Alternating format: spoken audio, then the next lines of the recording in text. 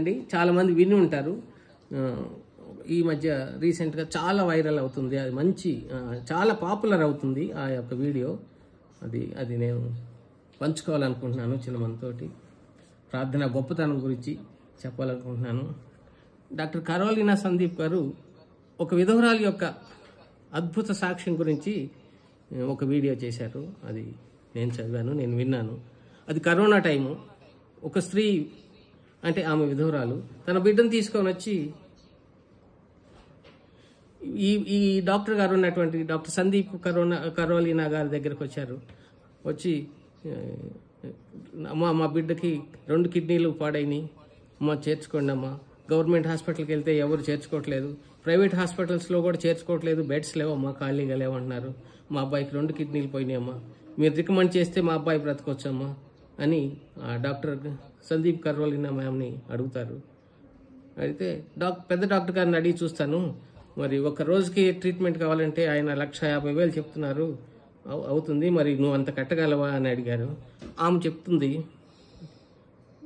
ఆమె బైబిల్ని చూపెట్టి, అమ్మ నాకు వెనక ముందు ఎవరు లేరు, నా దేవుడే నాకు దిక్కు, 24 గంటల టైం ఇవ్వమ్మా, రేపటిలోగా కట్టేస్తాను, ముందే జాయిన్ చేసుకోరు మరి అని అంటే, అమ్మ మీరు ఏదన్నా సహాయం చేయండి అమ్మ అంటే, ఈ డాక్టర్ కరోలినా గారు మేడం గారు రిక్వెస్ట్ చేసి హాస్పిటల్లో చేర్పిస్తారు.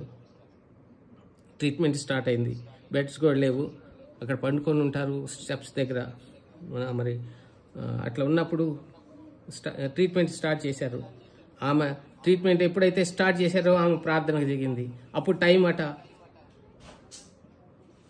ఆ బాబుని అడ్మిట్ చేసిన టైము 11:30. స్టాఫ్ని అడిగింది 12:30కి ఆమె ఏం చేస్తుంది, ఏమన్నా వాట్సాప్ మెసేజ్లు పెడుతుందా, ఎవరితోటన్నా మాట్లాడుతుందా, డబ్బు కోసం ఎవరినన్నా అడుగుతుందా అని చూస్తే, అమ్మ ఆమె ప్రార్థన చేస్తుందమ్మా అన్నారు.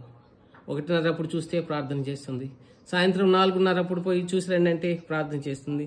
ఆమెకి ఏదన్నా కాఫీ టీ ఏదన్నా ఇవ్వండి పాపం అని అంటే, అమ్మ ఏమీ తీసుకోవట్లేదమ్మా, మేము క్లీనింగ్ చేస్తుంటే కూడా ఆమె తొలగట్లేదు, మోకరించి ప్రార్థన చేస్తుంది అన్నారు. 6:30 అయింది, 9:30 అయింది, 11:30 అయింది, అర్ధరాత్రి అయింది, 4:30 అయింది, ప్రార్థనలోనే ఉంది. 7:30 అయింది, ప్రార్థనలోనే ఉంది. 8:30 అయింది ప్రార్థన. మార్నింగ్ తెల్లవారు 8:30 అయింది. డాక్టర్స్ రౌండ్స్కి వచ్చారు.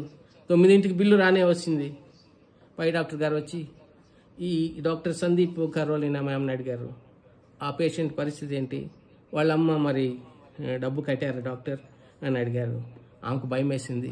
కట్టలేదని తెలుసు, డబ్బులు రాలేదని తెలుసు, ఆమె ప్రార్థన చేస్తున్న తప్పితే ఆమె కోసం ఎవరు రాలేదు, ఆమె ఎలాంటి ప్రయత్నం కూడా చేయలేదని తెలుసు అని, నన్ను ఏమనుకుంటాడు అని నేనన్నా కడదాము, కన్సెషన్ అడిగి ఒక 75% నా గోల్డ్ చైన్ అన్న మా భర్తకు తెలియకుండా అడగకుండానే నేను ఇచ్చేద్దాము, క్రిస్టియన్ కాబట్టి అని పాపం అమ్మ అడిగిద్ది అనుకుని భయపడుతూ ఉంటుంది.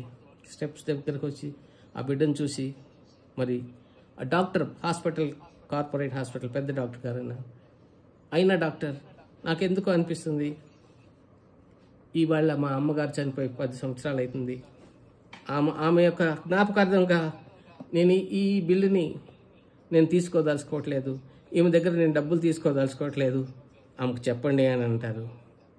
అప్పుడు ఆమె వెళ్ళి, అమ్మ లేమ్మా, నువ్వు డబ్బు కట్టక్కర్లేదు, డాక్టర్ గారు చెప్పారంటే, ఆమె చెప్పిందమ్మా, నాకు తెలుసమ్మా,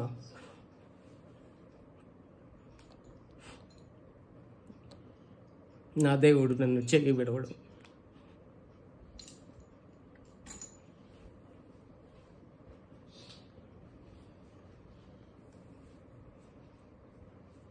అట్టి ప్రార్థన మనం కూడా చేద్దాము.